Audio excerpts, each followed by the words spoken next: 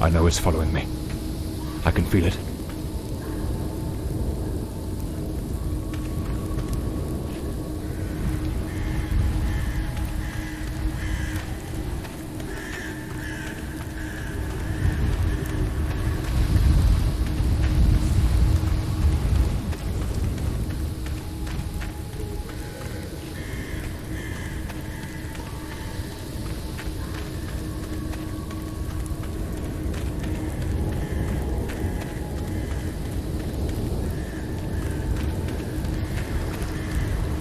Sound.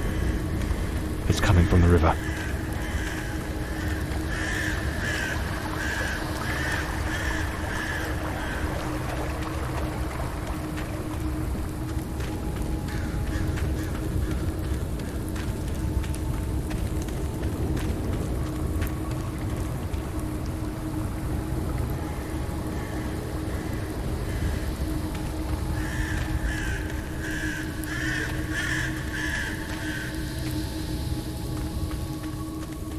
If it catches me, it will show no mercy.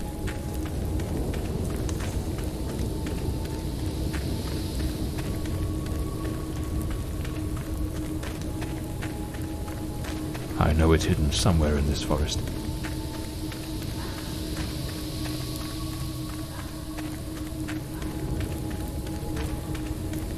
I should be able to see its light soon.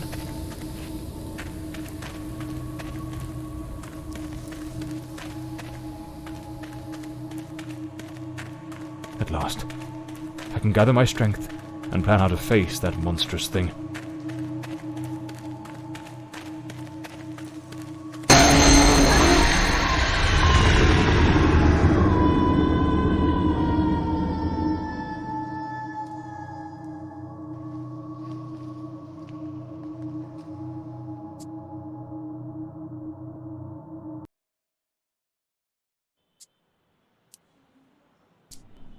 The name's John Morley, private detective, and today is a momentous day. After enduring the most exquisite tortures at the hands of those blasted nurses, and being pumped full of enough medicine to fell an ox, today I'm finally free. Who would have thought that the case of the Red Shoes murder would end the way it did? A stormy night, soaked to the skin, wrestling that brainless killer on a rooftop. Then a slip and a 5-story plunge. It appears you're awake at last. We had considerable difficulty rousing you earlier this morning, so I deemed it best to let you rest a while longer. I bring you good news. The latest test results are favourable, and the doctor has authorised your discharge. You are now officially ready to go. I have placed your belongings on the table. Oh, and a lady stopped by this morning with some clothes from the dry cleaner.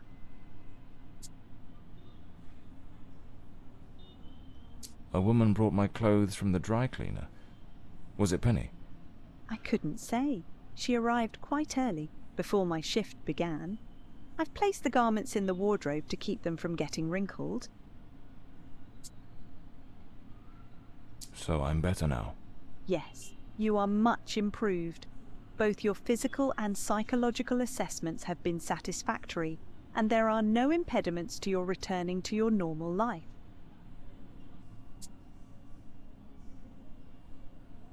My belongings? I thought everything was already in the room. There are a few valuables and some coins we kept for safekeeping. They are in the box on the table. I've been having nightmares. The doctor has prescribed some medication that should help address any residual effects. This should assist in alleviating your nightmares. Now, if you'll excuse me, I have other patients to attend to. I wish you all the best.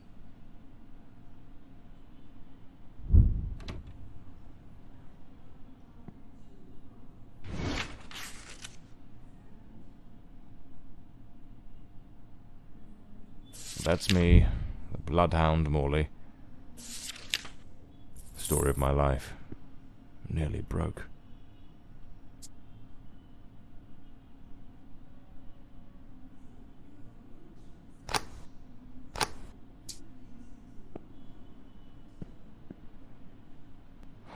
it's nearly noon. I must have lost track of time in those blasted nights. I better get dressed. There's notes from Penny, my secretary. She must have left it here a few days ago while I was still under observation.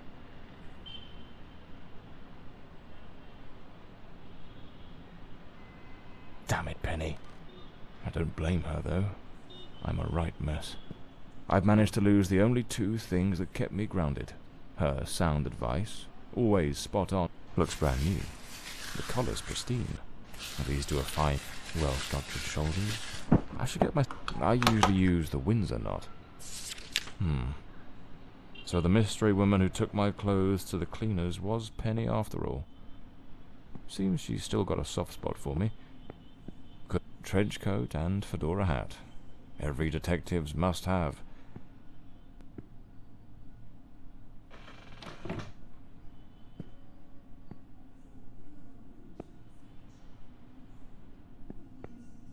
I'd better hurry up. Just like Penny says in her note, I might have a new client this afternoon. And with the way things are going, I can't afford to let that slip away.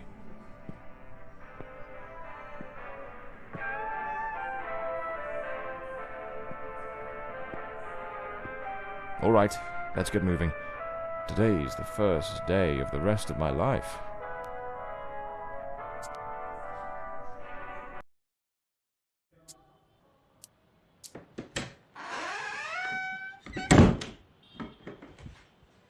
Back again.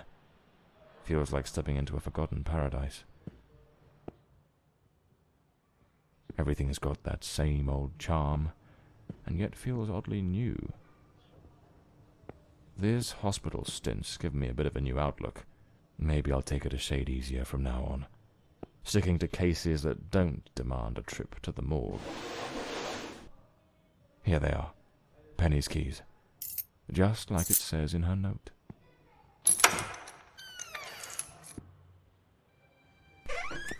Even the coppers missed it. The slant on the left of my files. This case is worth its weight in gold, and this one's a favorite. The jealous lover solved everything with a few blows from an ashtray. Penny's desk. So this is Peter. That smug grin's got "punch me" written all over it. The murder weapon from the cadaver collector case. The case of the Red Shoes murder. One of the most complicated I've faced. My desk, strangely tidy. Normally it's buried under papers, notes, bits of evidence. Penny. The umbrella with a bullet hole. Souvenir from the marksman case. Nearly. Another one of my cards. But this one has my last name circled.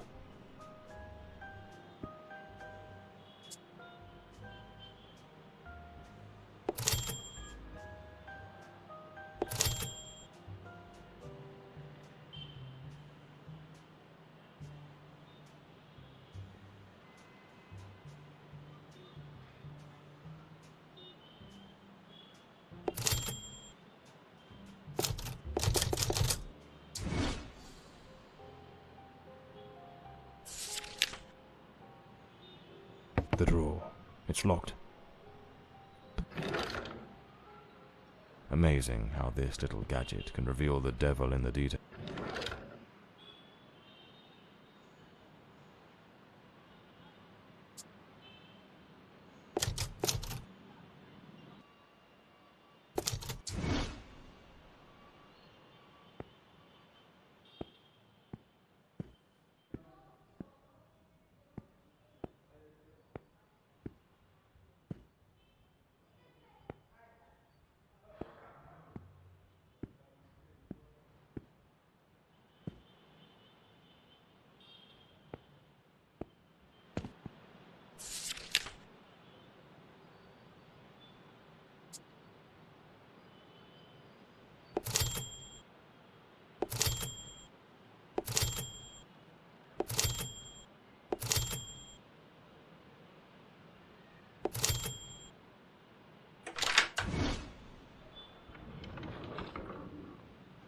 My Smith & Wesson, in perfect condition.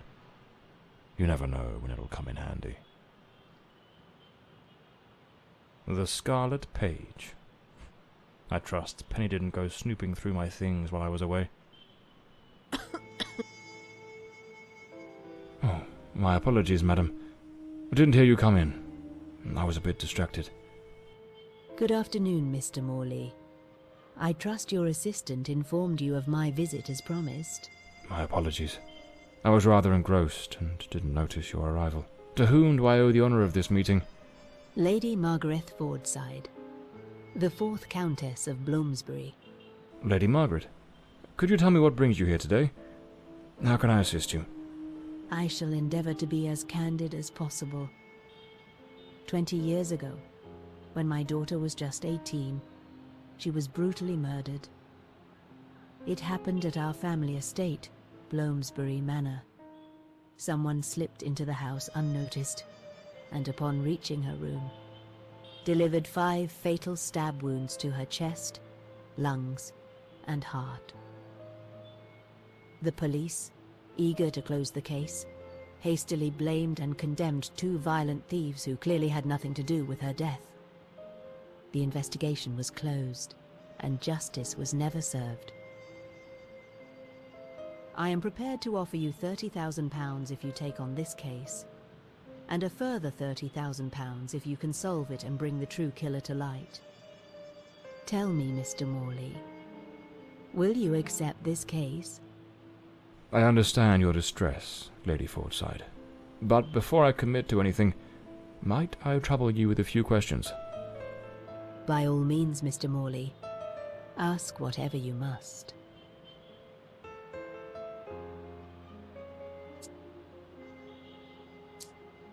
A case that's been cold for 20 years. You certainly don't make it easy for me, Lady Margaret. What made you decide to seek out a detective now? For over 2 decades, I've fought tirelessly to have the case reopened, to prove that the real murderer escaped justice. But all in vain. Neither solicitors nor well-meaning police friends, nor even journalists hungry for a dark story have managed to uncover anything. Then one day, I read about your success in solving the case of the Red Shoes killer. Regrettably, I also learned of the unfortunate incident that left you hospitalized with grievous injuries. On the advice of your secretary, Miss Penny, I waited patiently for your recovery. And now, here I am.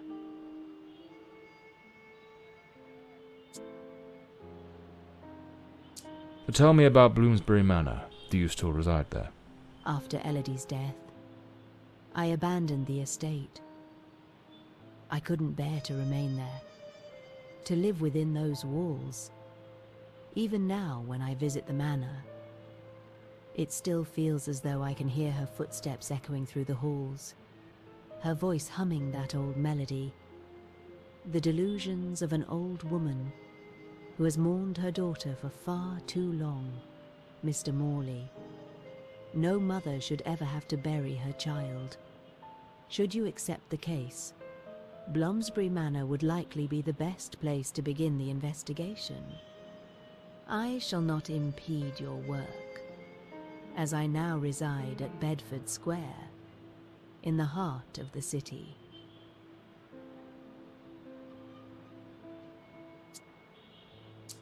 Tell me about the men the police arrested. Why are you so certain they weren't guilty?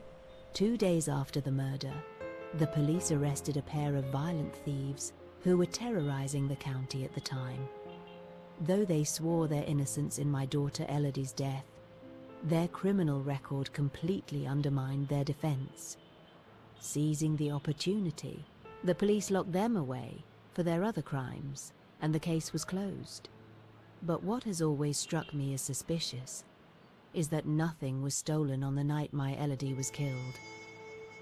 If those thieves were truly the culprits, why would they murder her and then leave without taking a single piece of silver? It doesn't add up, Mr. Morley. Tell me, were there any witnesses? Did anyone see or hear anything? It happened at midnight. The house was practically empty at the time, with only a few servants and a guest who was sleeping in the west wing. I was the only one who might have heard something, as my room was next to hers. Unfortunately, I had taken a sleeping draught and fell into a deep slumber. It is a decision I shall regret for the rest of my days. Well, I believe I have all the information I need to get started. I accept the case, and will begin the investigation immediately. I'm pleased to hear that. My butler will bring you the £30,000 tomorrow morning. Now, if you'll excuse me, I have matters to attend to. Once you uncover the culprit, contact me at once, and I shall promptly deliver the remaining £30,000. Please, Mr. Morley, unravel this harrowing mystery that has tormented me for so long.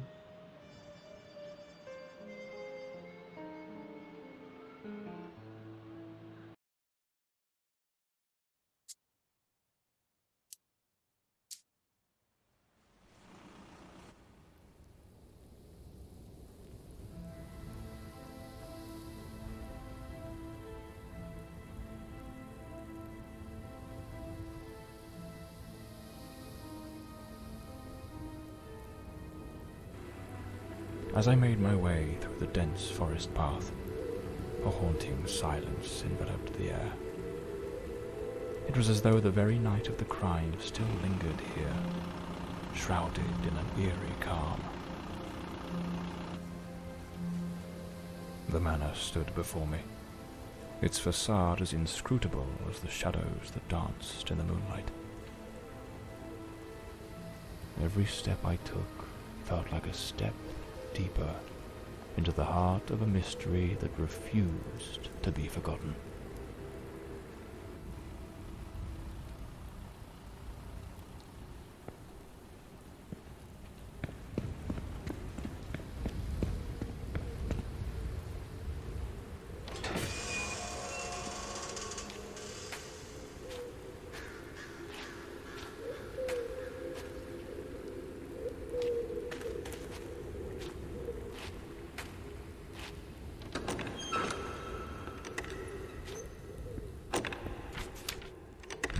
Not a sound. The stillness feels heavy, like it's hiding something.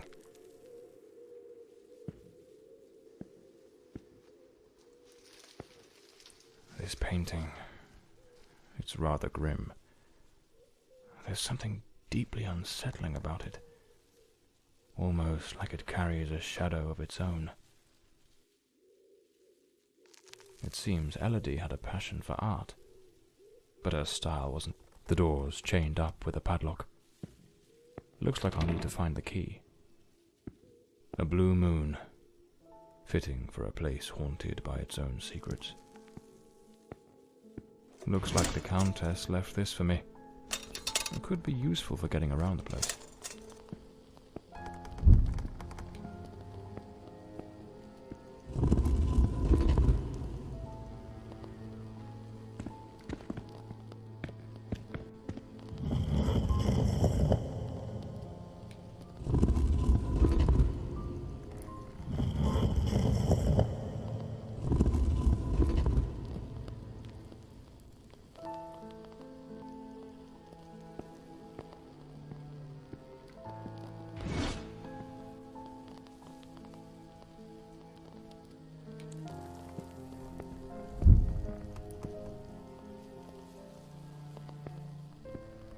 A globe resting in a beautiful wooden stand.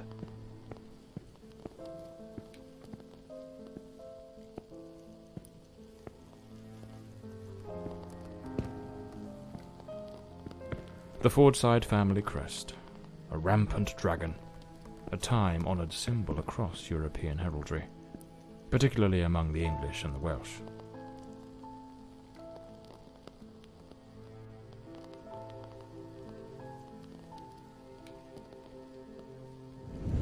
So, the housekeeper left a note for the Countess, asking her to meet here on the day of the murder.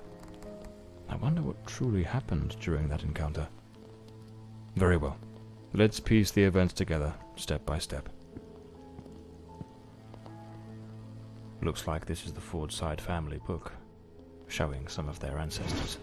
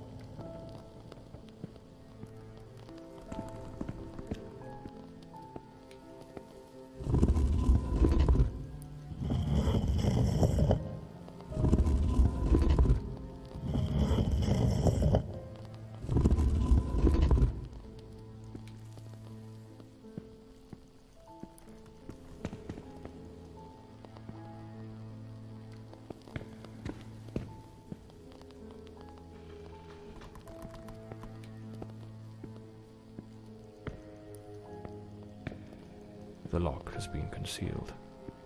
But this door must open by some other means.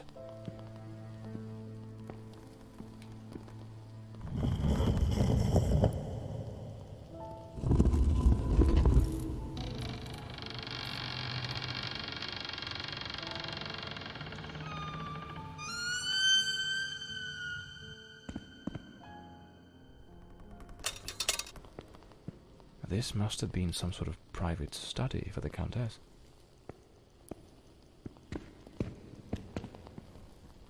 An empty envelope. Did the housekeeper hand the Countess a letter? The housekeeper's cup is still here. Tea spilled across the table. She never got to drink it. Looks like someone arranged tea in the library that day.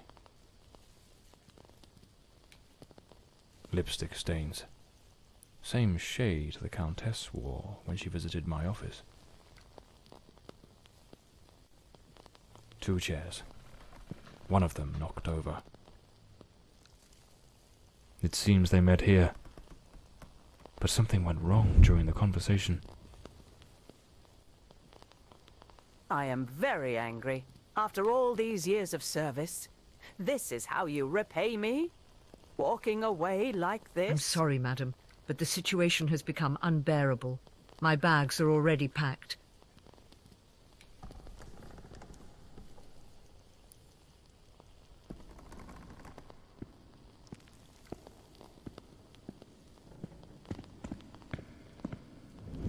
The Countess threw the housekeeper out in a fit of rage. In her haste, the housekeeper forgot one of her bags. What was it that unsettled the housekeeper enough to abandon her post so suddenly?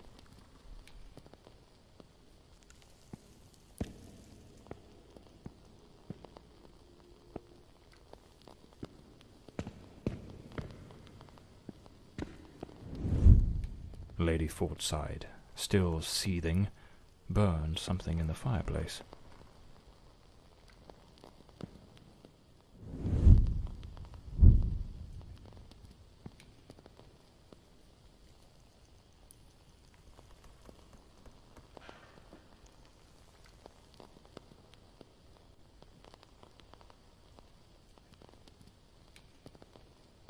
The housekeeper resigned.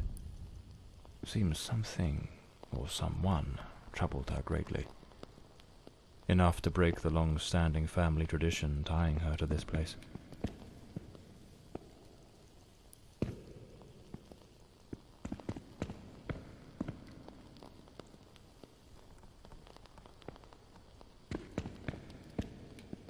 This looks like the key to the main hall. Could be my way into the heart of the house.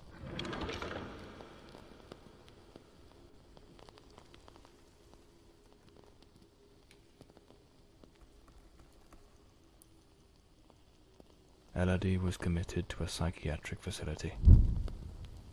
Lady Margaret and a young woman. I suppose it's Elodie. They look happy. It was undoubtedly a better time.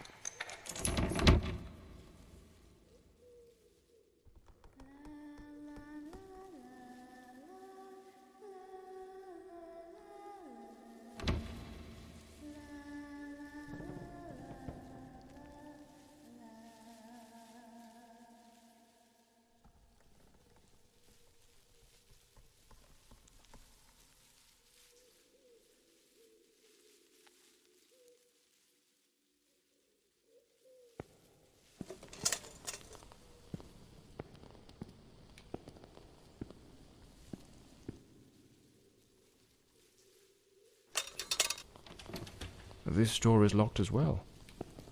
If the Countess wanted me to investigate, why didn't she leave the doors open?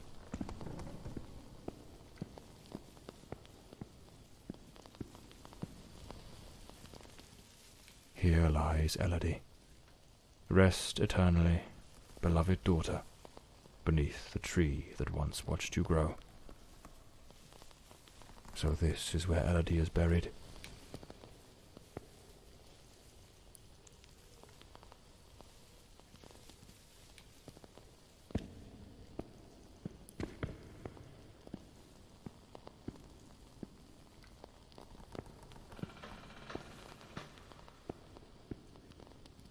Layers of dried oil paint, left untouched for 20 years. It's as if time stopped the moment Elodie laid down her brush. Feels like the room's holding its breath, waiting for something to stir.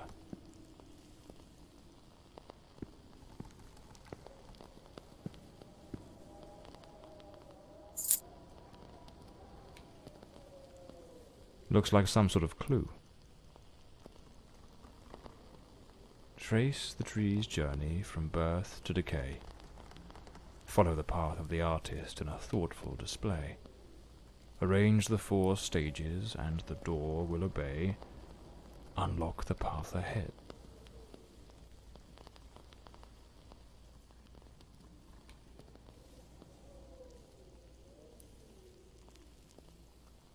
Lady Margaret took special care to secure the house, restricting access to certain areas.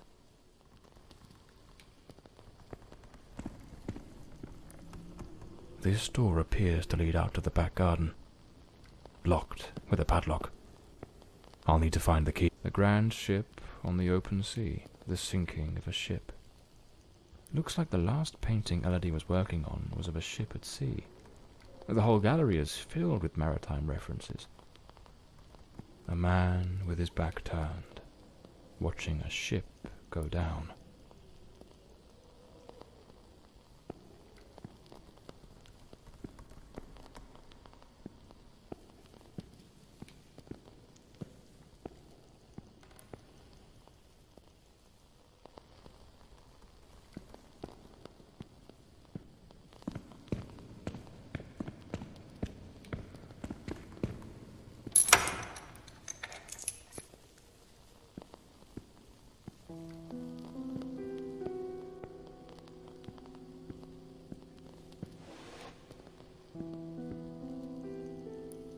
Some of these paintings are really dark and sinister.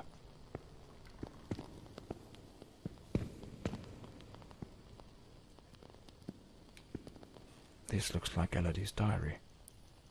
Let's see what her last entries reveal.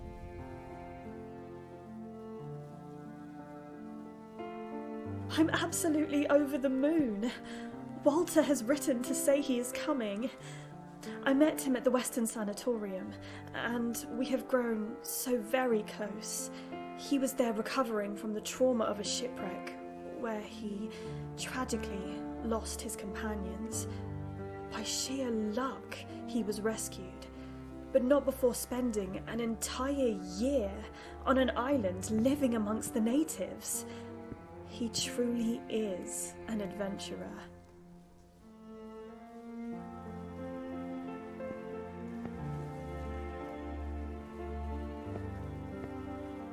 A young woman screaming in the middle of the darkness. I'm so happy. Walter has finally arrived. I must admit, I am utterly captivated by him. I invited him to visit, and he gave me his word he wouldn't fail to come as soon as he was able to leave. And now he's finally here. I can scarcely contain my joy. It feels as though all the darkness has faded away.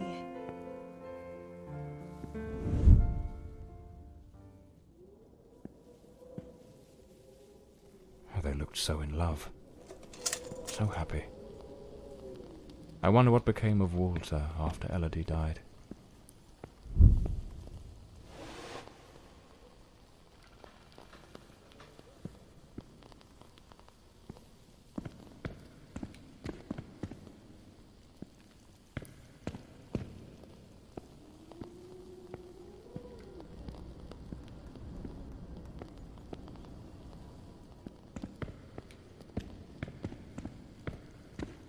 Those poor souls. Tragedy seems to have cast a long shadow over this family.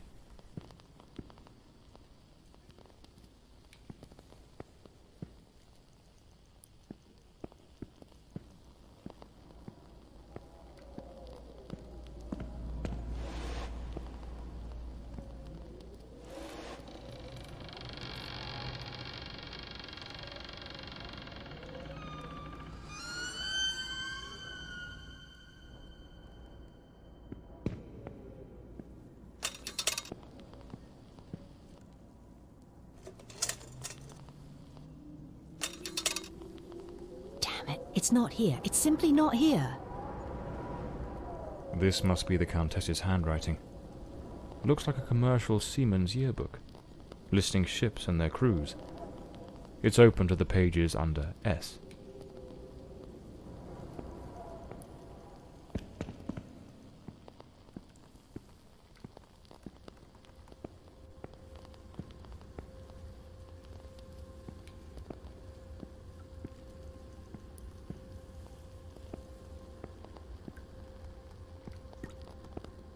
A boarded-up door. The access to the servants' quarters appears to be blocked for some reason. Something definitely happened here. Was it a struggle? These broken chairs. Someone must have held them to the ground with great force. Some of these tools have been bent, likely trampled over. A silver knife is missing, and it's nowhere to be found.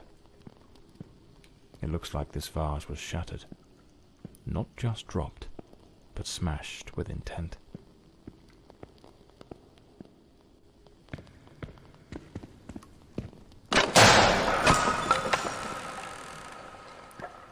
Looks like the crowbar is broken.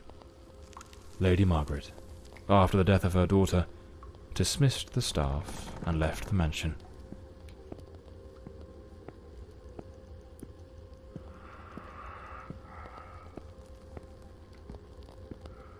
A pair of blood-stained scissors stuck in the sink basin. Deeply unsettling.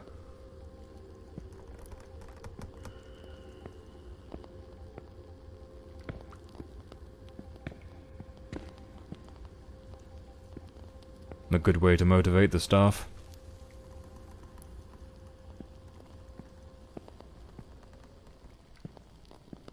A backgammon board. One of the oldest board games.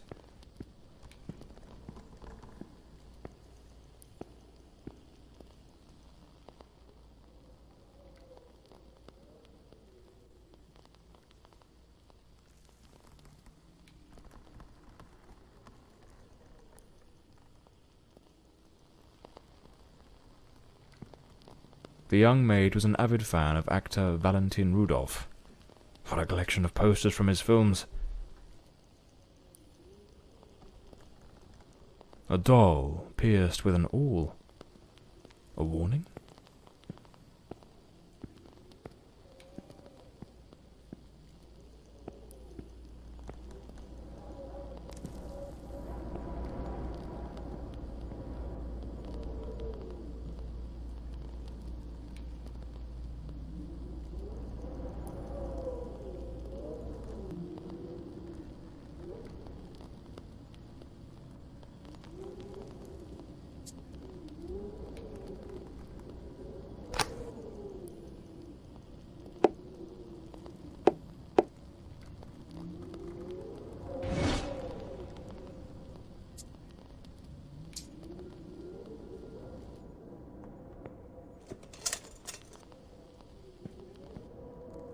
Miss Marver apparently knew her way around the tarot. What a dreadful spread, and what a chilling omen it revealed. Evil approaches. It will bring death, and lay ruin to the house and all who dwell within.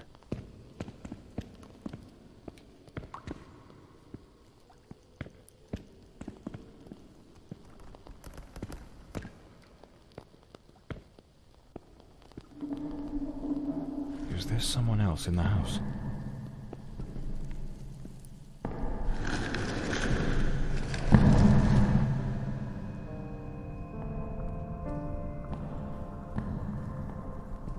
Who the devil is that man? He had a knife. I'm completely in the dark here. I don't think he saw me.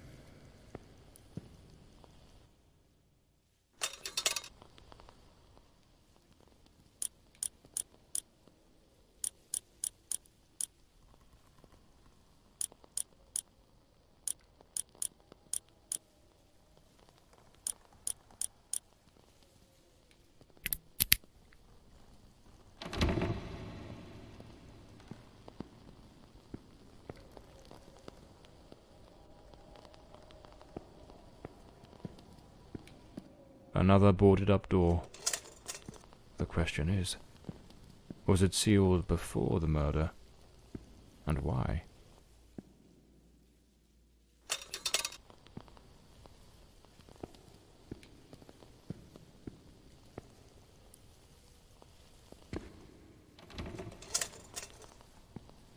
This must be Walter Brandon's room.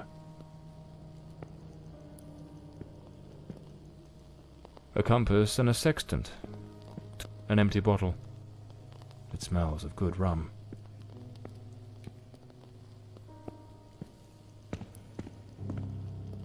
The painting of a ship, unmistakably in Elodie's style. A model ship. Mr. Brandon must have felt it. The diary of Walter Brandon. Perhaps it holds some clues about who he was, and what his involvement in this case might be.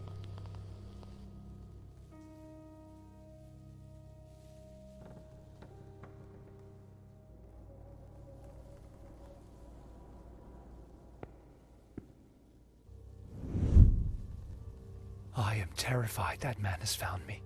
I fear something dreadful is about to happen. Tonight as I awoke, I saw him, standing at the foot of my bed. I could not make out his face, but his knife. The gleam of its blade shone in the darkness. I sprang up suddenly, determined to confront this stranger. Grabbing the heavy candlestick from the nightstand, I hurled it with all my strength. He vanished into the dark.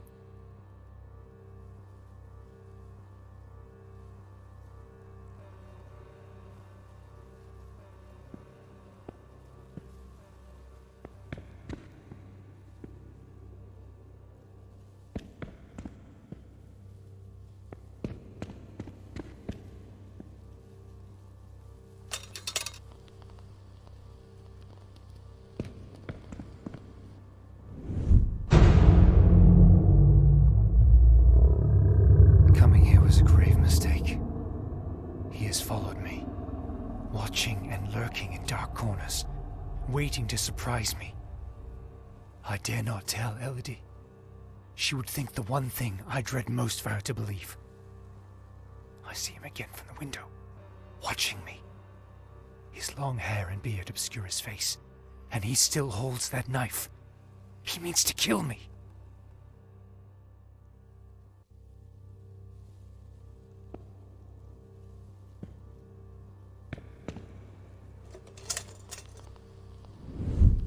I am losing my faculties.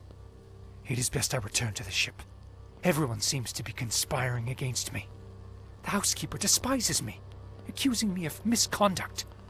Perhaps I'm not a man of refinement, but I know what respect is. Yet this morning, as I woke from my rest, she was enraged with me. It was of no use to tell her I had slept peacefully. An external maid who comes to clean was crying and accusing me of having approached her in an unseemly manner. I would never do such a thing. I am a sailor, a man of the world. I know how to conduct myself.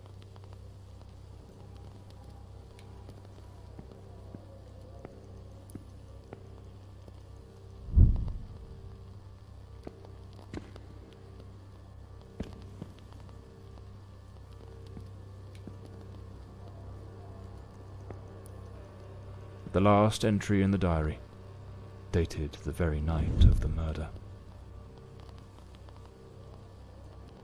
My beloved Elodie, why can you not believe this poor sailor who only wishes to love you? I have left everything behind. My ship, the sea, all my world, just to be by your side as you asked me to. Damn it. I can hear the man with the knife coming up the stairs from the hall. I need to hide. Walter was terrified. What in the devil was happening here? It seems this trunk was all Walter owned. I should take a look at it. Looks like the key to the back garden. I better head back to the staircase gallery. Pretty sure I saw a door to the outside there. A photograph of Elodie. No doubt Walter cared for her deeply. Seems I'm not the only one with a fondness for hats.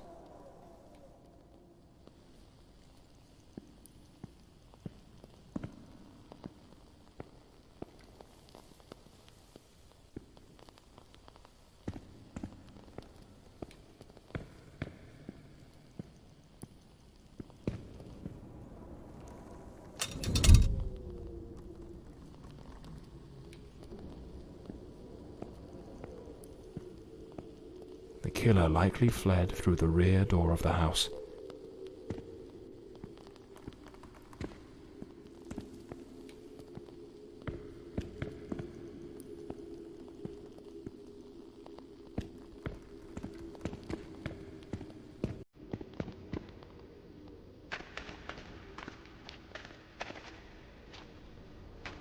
This ought to do the trick for that boarded-up room upstairs, just by Walter Brand. It's clear that the man who killed Elodie discarded his blood-stained clothing during his escape. A filthy coat, soaked in some kind of blackened, hardened liquid, aged over time. Here's the missing kitchen knife. Undoubtedly the murder weapon. Despite his injuries, the killer rid himself of anything that might incriminate him before fleeing the scene. The boots, the coat, even the knife. It's a chilling thought, but those very items remind me of the figure seen lurking near the manor, the same figure Walter Brandon spoke of with such dread, and perhaps the very one who was said to have harassed the maids. That mysterious presence was, in all likelihood, the murderer of Elodie Fordside.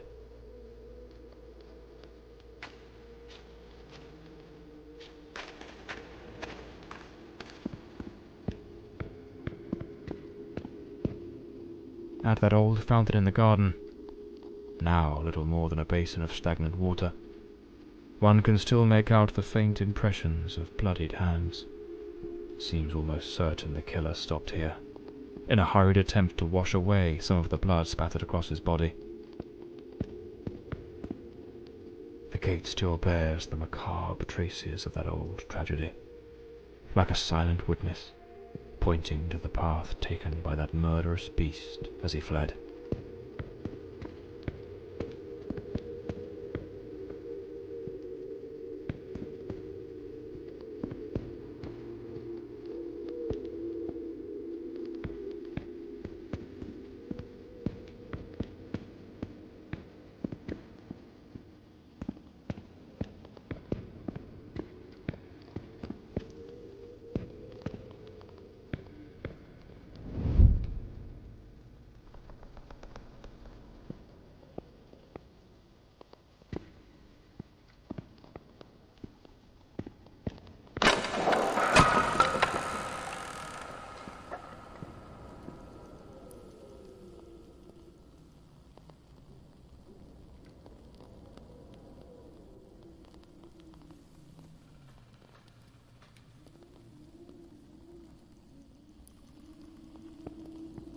Unlabelled liquor bottles, a sharpening wheel.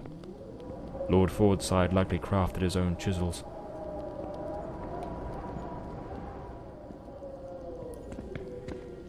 Lord Fordside was a gifted artist, no doubt, but his work betrayed a dark and tormented soul.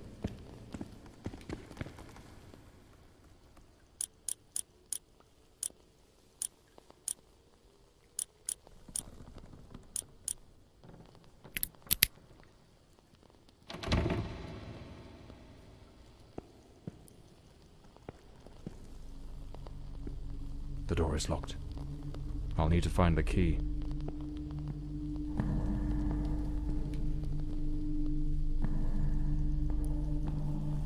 Him again. Who the bloody hell are you?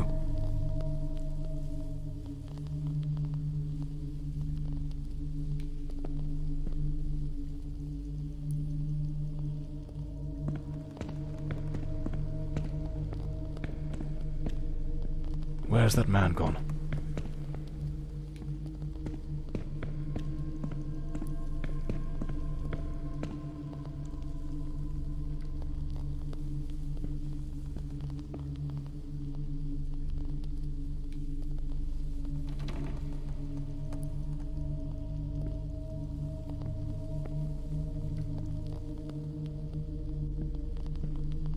This room looks like it belongs to a woman. Lady Margaret, perhaps?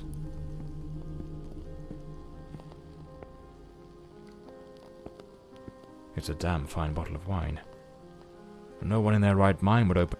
Seems Lady Margaret was reading in the chair that evening. The book's still open, right where she left it. The bed is made. The Countess hadn't yet gone to bed on the night of the murder. This is a nightmare. I am deeply concerned for Elodie. The housekeeper has long been warning me about Walter.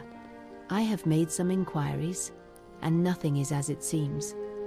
Elodie remains blissfully happy with him in the house. I am at my wit's end.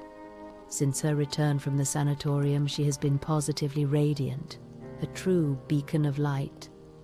They go out together and seem to have a splendid time. He appears very close to her. This is in stark contrast to the picture painted by the housekeeper, which is a complete contradiction.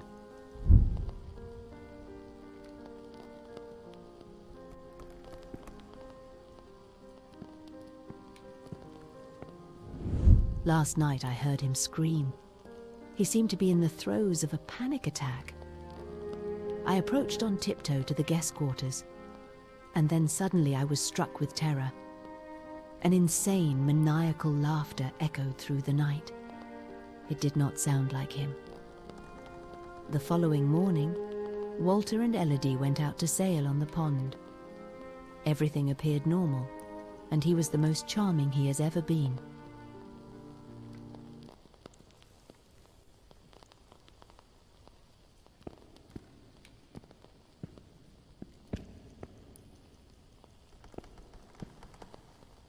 Something made of glass has shattered here.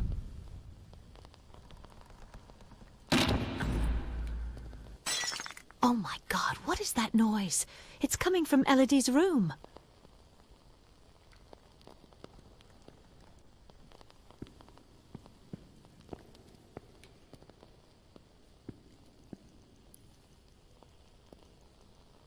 The fireplace tools, all knocked over on the floor. And unless my eyes deceive me, the poker appears to be missing. Oh my God, Elodie! Lady Margaret, quite agitated, grabbed the fireplace poker and rushed toward Elodie's room.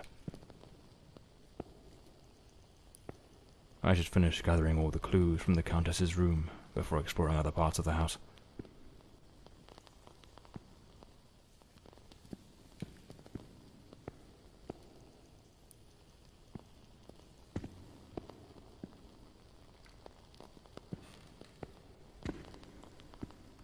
A key.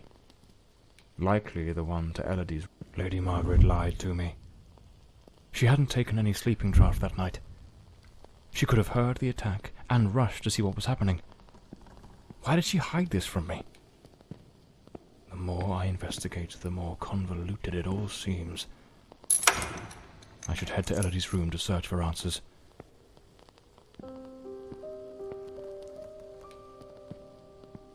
There was a struggle here. Clear as day. Not a clean break-in. The killer wasn't subtle. Photograph of Elodie Fordside and Walter Brandon. If my memory serves me right. A rag doll, tossed on the floor. I'd wager it used to sit neatly on the bed. Either it was knocked over in the scuffle, or perhaps Elodie dropped it herself in the panic. A pool of dried blood. There's no doubt now. This was the scene of the crime. Judging by the sheer brutality of the crime, we can almost certainly conclude the killer was a man of considerable build. The blood-stained coat, found alongside the greenhouse knife, suggests that the mysterious figure seen loitering nearby may, in fact, be the very same individual who committed the murder. They say the killer always returns to the scene of the crime. But 20 years have passed. Why now? Let's attempt to reconstruct the events, just as they might have unfolded that night, and try to understand precisely what happened. A teacup on the bedside table. Elodie must have lain down that night, perhaps already drifting to sleep.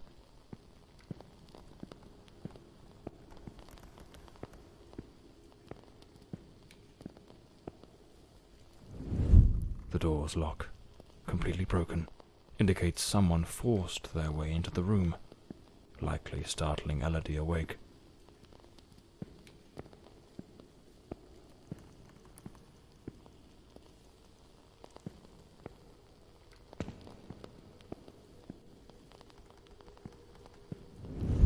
Elodie tried to flee, but the killer cornered her near the vanity. She lost her balance and fell, breaking the dresser and chair.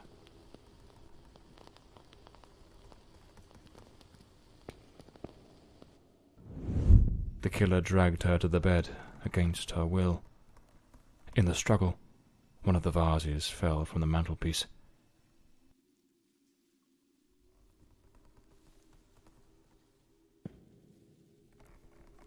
On the bed, the killer stabbed her mercilessly, again and again, staining the sheets with blood.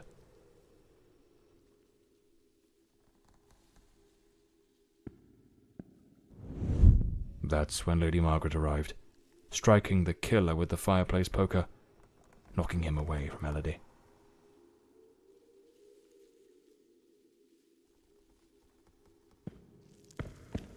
Wounded, the killer fled the scene, but it was already too late.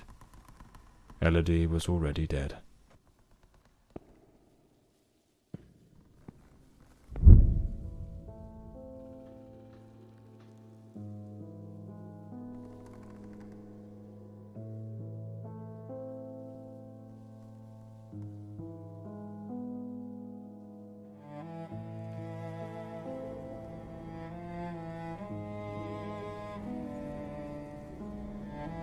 The old Bloomsbury mansion. It choked my thoughts.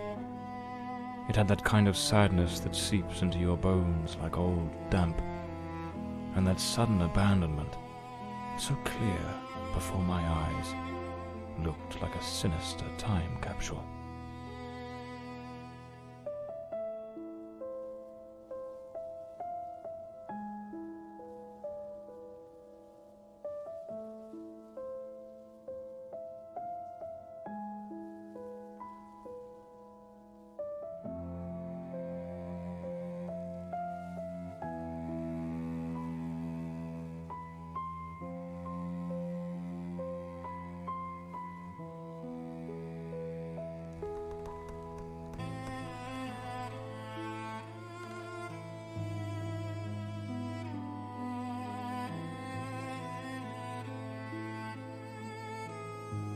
One thing was certain.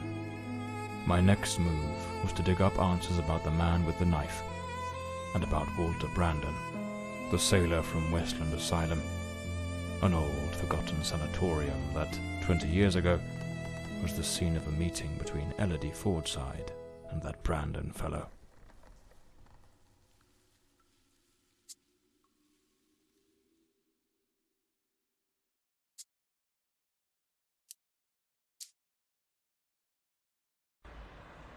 It was an ungodly hour when my battered car crept along the winding, shadowed road leading to Westland Asylum.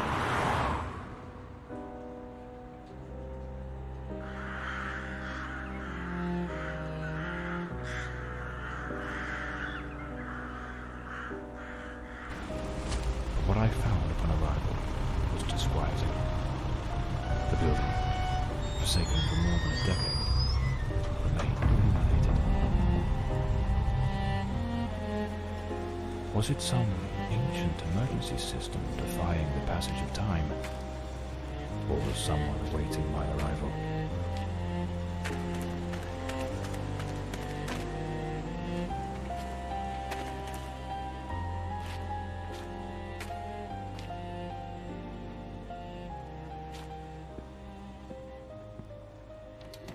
The front door, sealed shut, as expected. Nothing's ever straightforward, is it?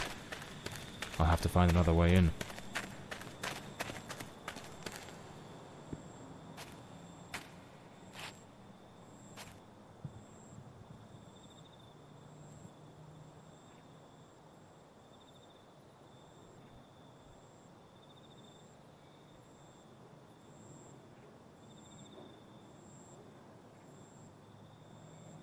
So, there's an alternative entrance, hidden somewhere in the wall of the asylum.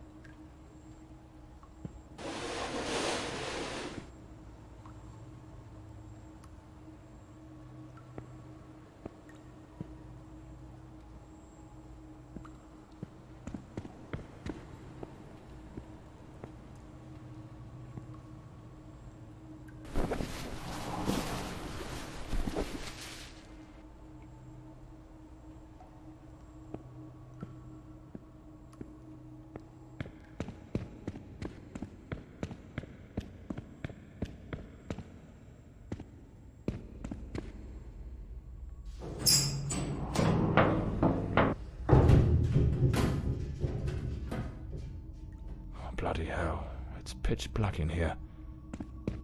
Looks like I've stumbled into what could be the kitchen. Impossible. Locked as well. Damn it. The lantern. It's broken. I'll have to manage without it for now.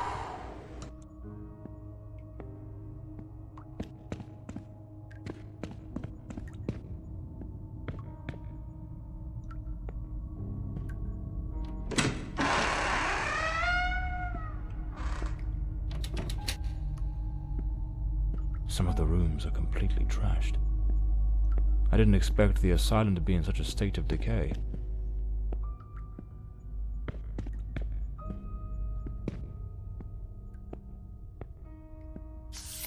May 1922. This letter was written half a year before Elodie's murder. It's possible the nurses were genuinely concerned about the aggression of patient B03. Westland Asylum was a top place in its good old days.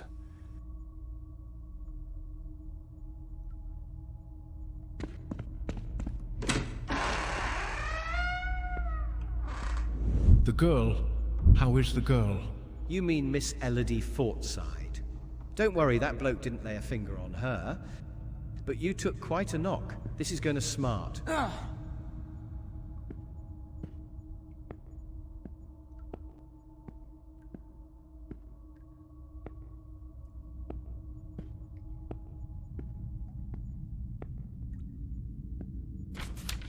The asylum was shut down 10 years ago.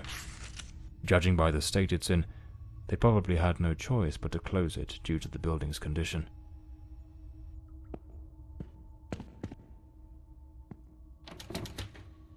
Some basic rules, but quite necessary, I must say. It's locked. Without the key, I won't be able to access the upper floors.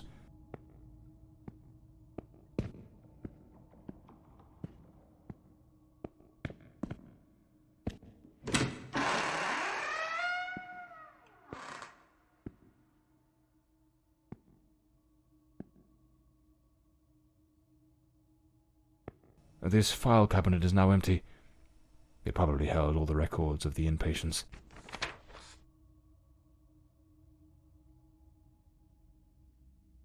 I need to find Dr. Sheridan's office.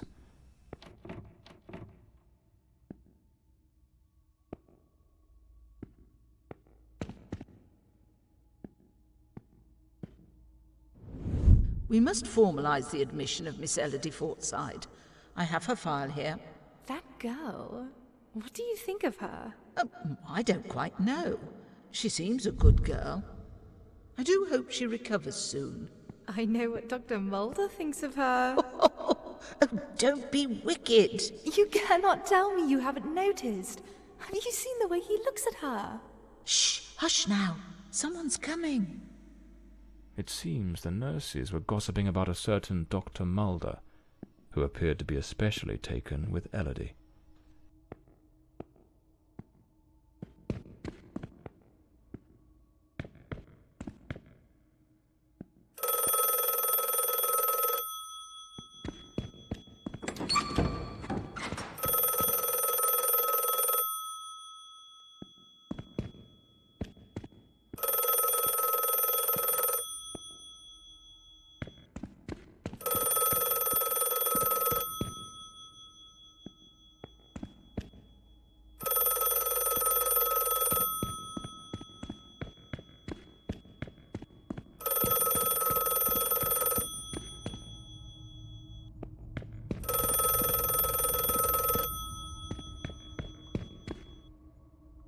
Hello?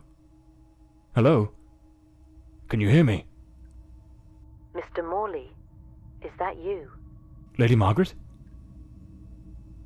Mr. Morley, I'm so relieved to hear your voice. I've been trying to reach your office, but I couldn't get through to anyone. It's awfully late at night, Lady Margaret. How on earth did you know I was at Westland Asylum? Well, I was already in bed, truth be told. But there was something on my mind. A vital detail I'd forgotten to mention. I called your office. searched for you at the mansion, and when I couldn't find you there, I assumed you might be investigating at the asylum. I see. Very resourceful of you. Now tell me, what is this detail of such importance? Oh yes, of course. I almost forgot. You see, the truth is, I'm afraid that you're not alone. What the devil does that mean? Hello? Lady Margaret?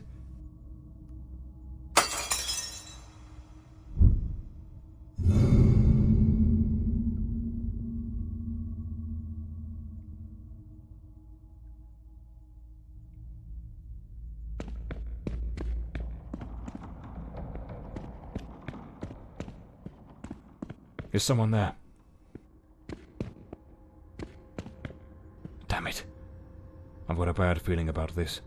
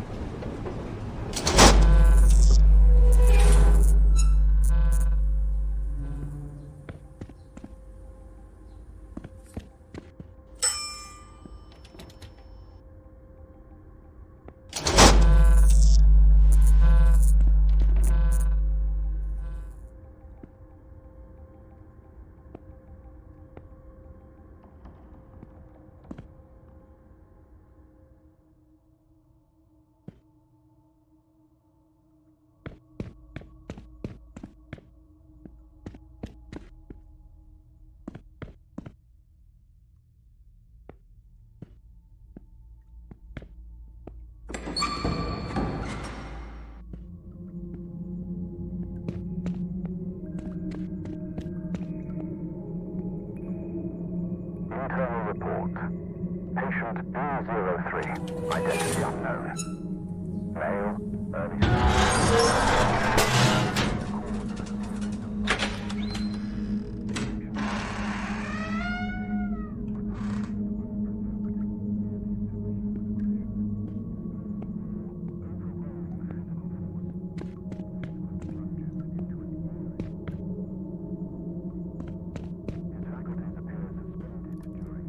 Internal report.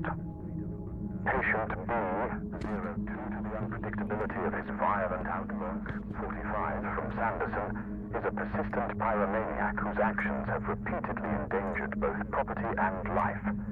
Despite his seemingly frail build, he harbors an alarming compulsion for fire setting, a tendency exacerbated by intermittent episodes of disorganized thought and incoherent speech under duress. His unsettling, fixed gaze suggests the planning of covert schemes, amplifying his threat. To mitigate risk, he is isolated in a secure cell, thoroughly cleared of flammable materials. His management includes a regimented program of sedatives and antipsychotic medications to stabilize his manic and schizoid symptoms, with vigilant oversight maintained.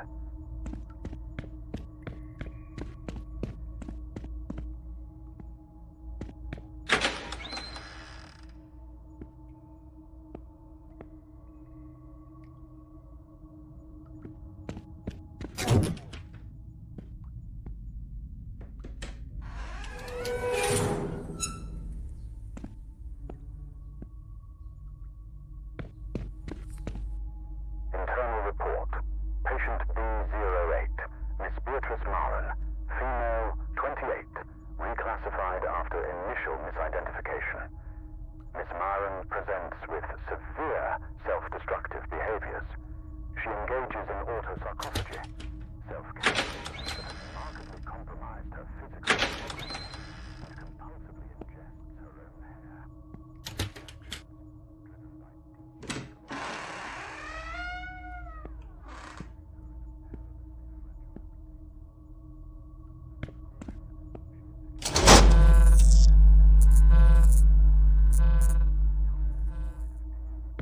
Or objects that might facilitate further.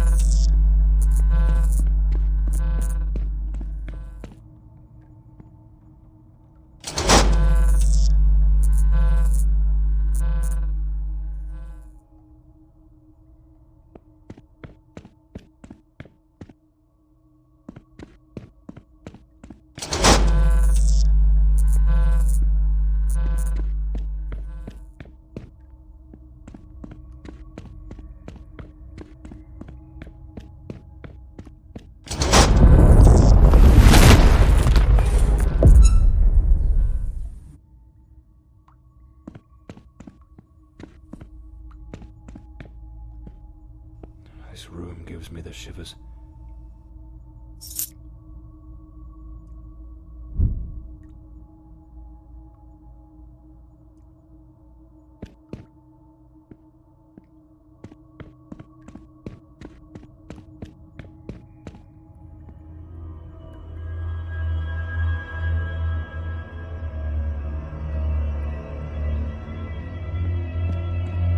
I need to hide. Quickly!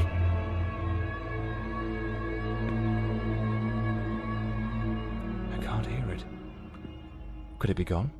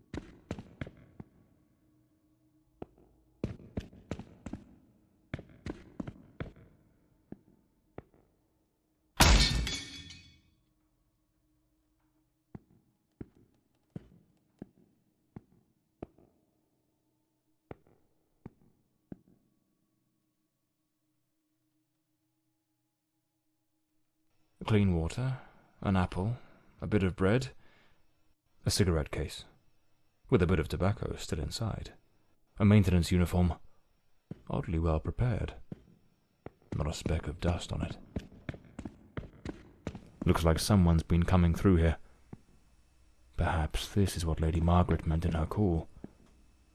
Or was she trying to warn me about something else?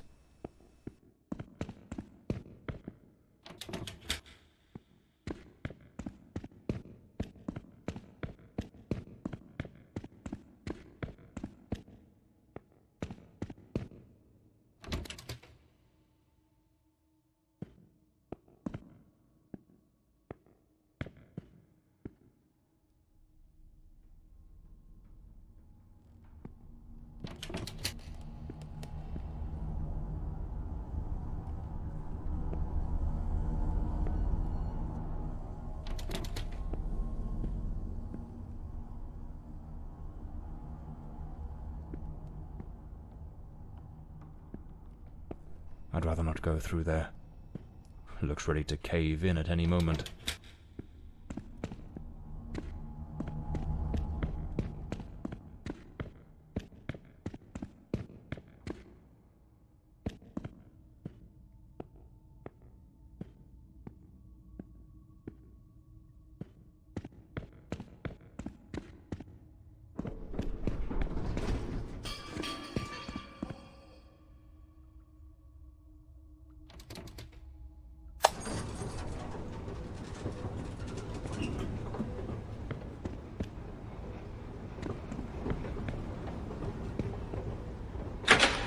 Here it is.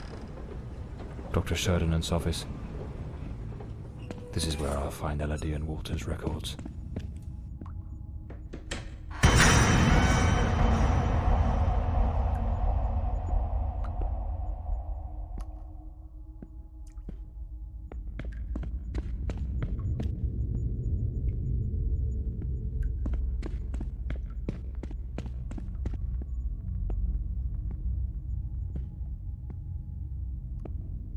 Elodie's record.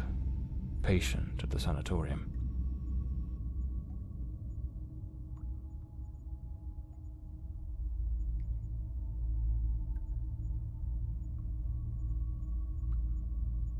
Wait. No, it can't be. There he is, in the photo. Dr. Sheridan in the center. And right next to him, it's him. The man with the knife. That wild mane, that unkempt beard, it's unmistakable. But what's he doing here? And he's holding a book. I need to get to the library.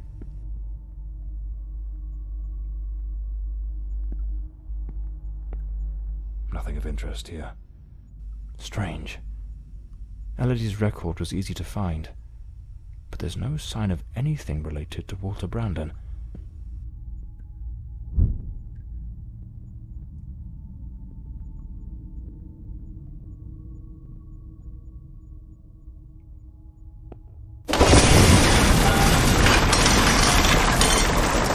What was that noise? Sounds like something just came crashing down.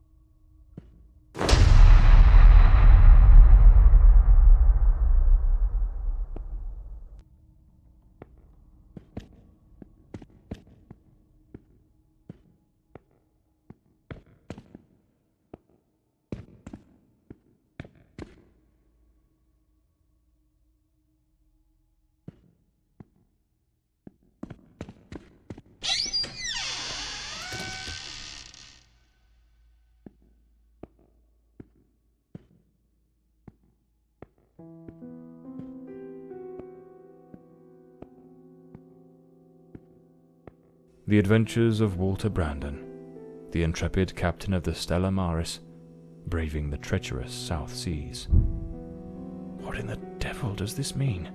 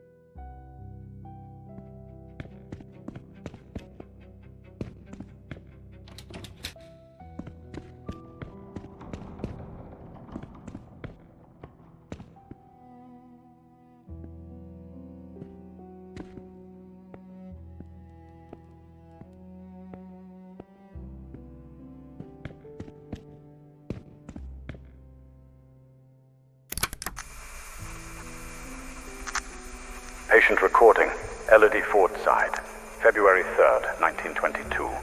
Daily record number 23. Let us begin. How are you feeling today, Miss Fordside? I feel well. Elodie, we have discussed this before. If you do not tell me how you truly feel, we will make no progress. I feel a little sad, perhaps. I am alone here. I miss my mother and having company. So much time with nothing to do makes me think of things I do not wish to think of. I see. Listen, Elodie. I believe you are looking at this the wrong way.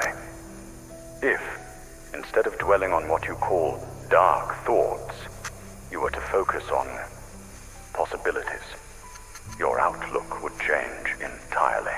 A young, beautiful woman such as yourself should look to the future with excitement. Think of all the adventures that lie ahead. Your family, your career as a painter. Perhaps even finding a man of good standing. One who could protect you from your demons. A man? Tell me, Elodie, is there no man who stirs your heart? What in God's name do you think you're doing? Miss Fordside, you may go. We shall continue later. Very well. Have you lost your mind? Where is your professionalism?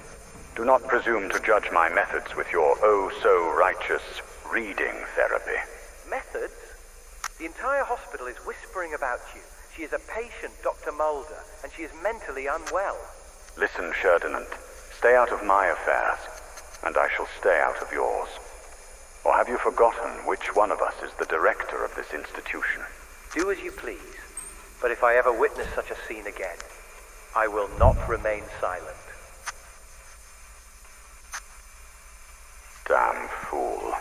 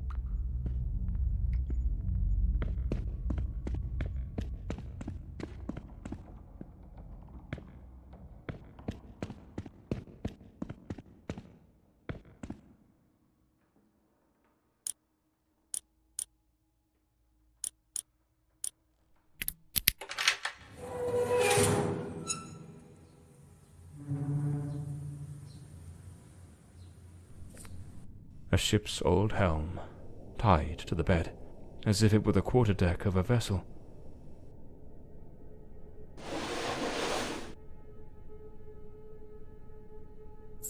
This must...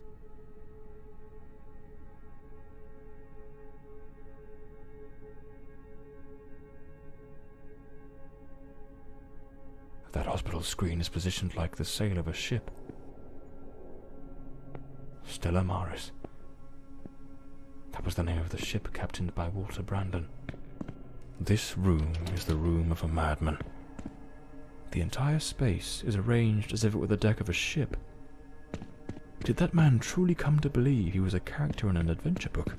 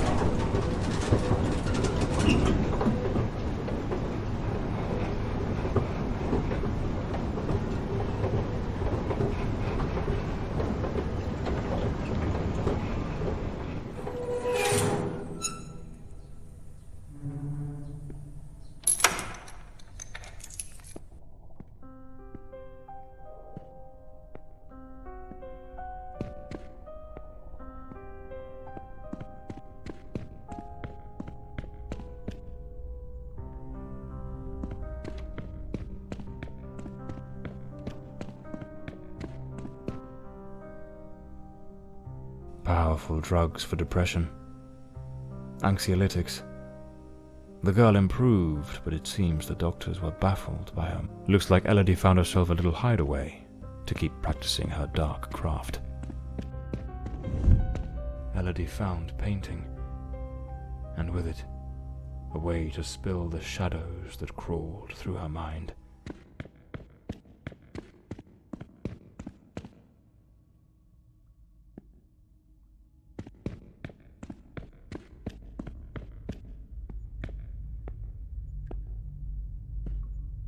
A pair of scissors and a comb. Elodie put in real effort to make him fit the mold of her ideal hero. Hair on the chair, strands on the floor. This is where the transformation took place.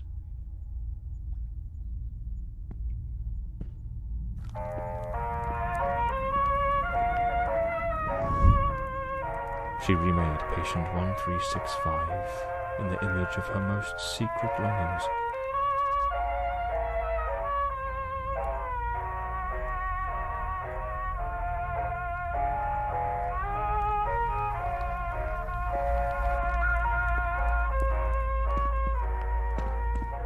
An alarm clock. Their secret hideaway. Like two reckless teenagers, they started a romance, hidden from the prying eyes of doctors and nurses. For a while, they managed to keep their affair in the shadows, far from the eyes of doctors and nurses.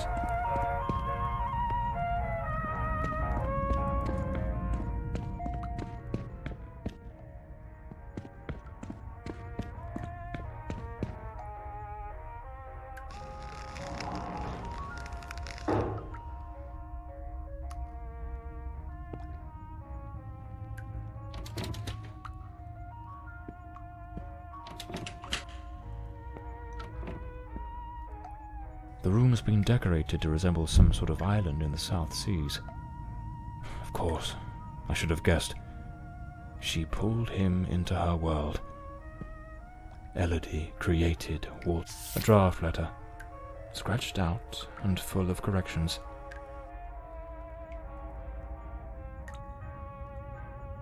She goaded him into leaving the sanatorium.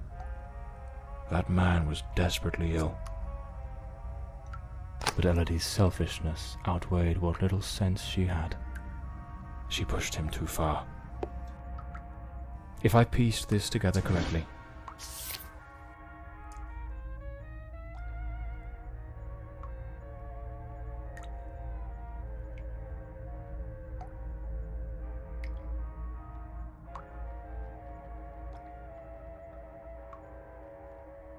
This letter. At the very least, it's highly inappropriate.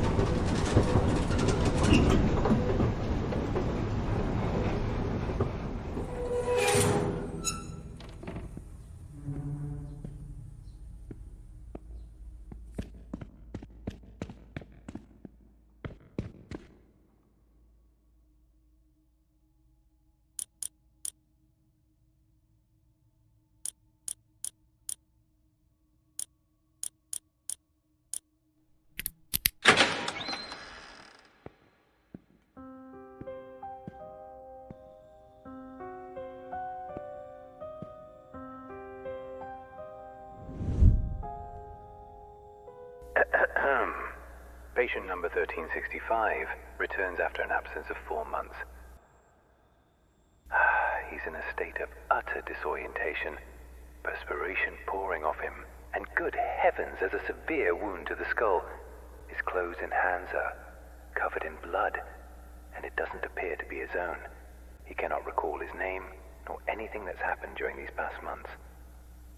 Seems to have found his way back here more by some strange instinct than by memory itself.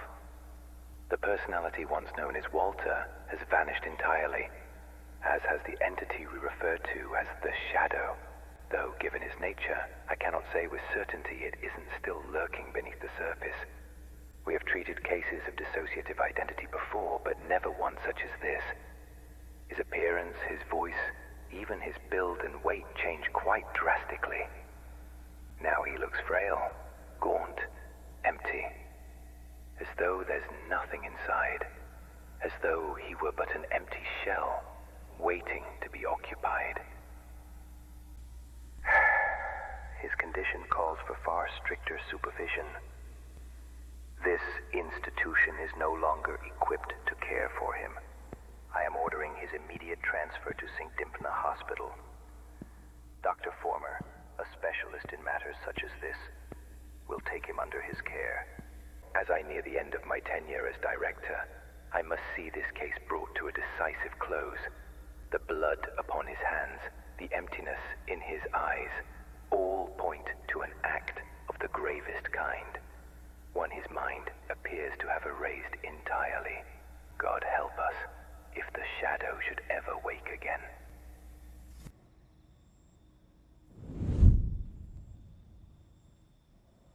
So it seems Walter came back to the sanatorium of his own accord, though he was utterly incapable of recalling what he'd done. They moved him to St. Dymphna's Hospital. Could he still be there after 20 years? What became of him? I'll have to follow this lead.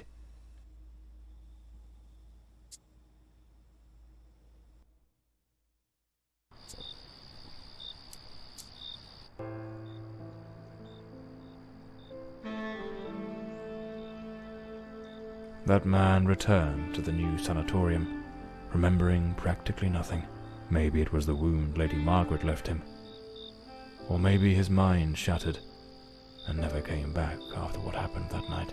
As for me, I was hired to find the one who killed Elodie Fordside, and my intuition told me they were still there, in the depths of St. Dymphna.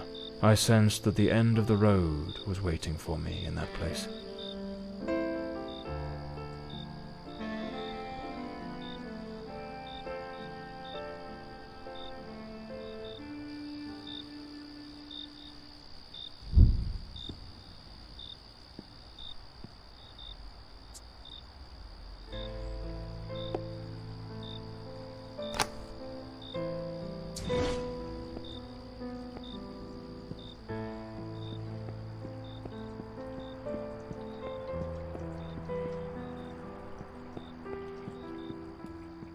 Can't very well saunter in through the front door as if nothing's amiss. I'll need to find another way in.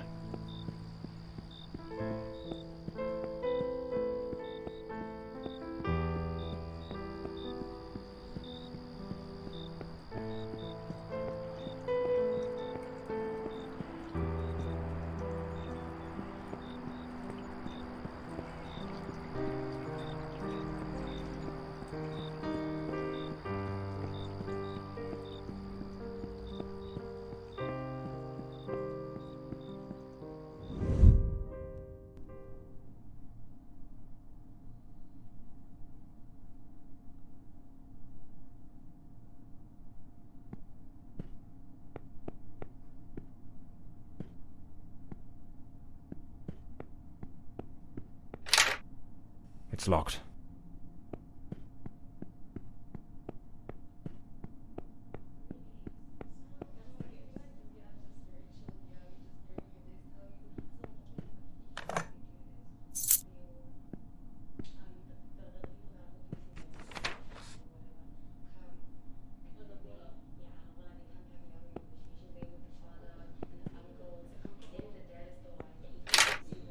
It's locked.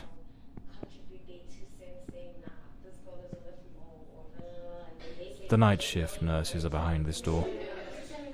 I need to find another way into the hallway to the rooms.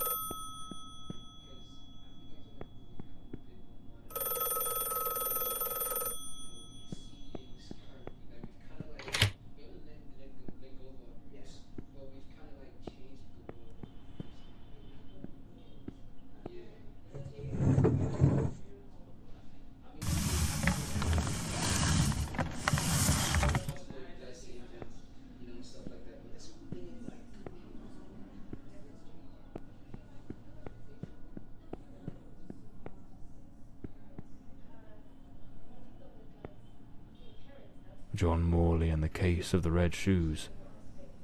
What the devil does this mean? Lady Margaret. That fateful night, I was startled by the noise. Those wretched cries of agony from dear Elodie. I rushed to her chambers, and there you stood, stained with the blood of the one soul I cherished above all others in this world. The housekeeper had warned me, but I turned a deaf ear. Elodie was finally happy, even amidst your incessant bouts of volatility. Yet, with the passage of time, your demeanour darkened. More and more frequently, that sinister presence lurking within you began to surface, each appearance more violent than the last. Elodie no longer gazed upon you with the starry-eyed affection of a smitten young woman. The atmosphere in this house grew suffocating, fraught with an unbearable tension. That very afternoon I spoke with her. She had resolved to end your engagement. You seemed, or so I dared hope, to have accepted it with grace. But that night, that very night, you ended her life in the most savage manner imaginable. I threw myself upon Elodie, desperate to save her. But alas, it was far too late. Months later, I learned you had returned voluntarily to the sanatorium. I sought answers and immersed myself in understanding the afflictions that plagued you. Dissociative identity disorder, they called it. A condition in which one might host multiple identities, each vying for dominion over the body. But the man confined in that bleak institution was not the shadow, not the fiend who had stolen my daughter. No, he was but the shell the hapless vessel. And I yearned to find the true culprit, not the facade, the murderer himself. Thus I devised my plan. I came to visit you, and just as Elodie had done, I crafted a new role for you, a new identity to inhabit. I brought books, personal artifacts, penned letters as Penny. I leased an office and prepared every detail meticulously, down to the smallest thread, for your return as John Morley. Everything had to be flawless. And why, you may ask? To make you remember, to awaken the shadow, to summon forth the murderer from the abyss of your fractured mind. John Morley is a good man. Walter Brandon was a spirited young sailor brimming with love for Elodie. But the shadow was a merciless, unrepentant killer. I wanted to destroy the murderer who had stolen my daughter. But I could never bring myself to harm an innocent man. My obsession, my singular purpose, was to awaken the shadow.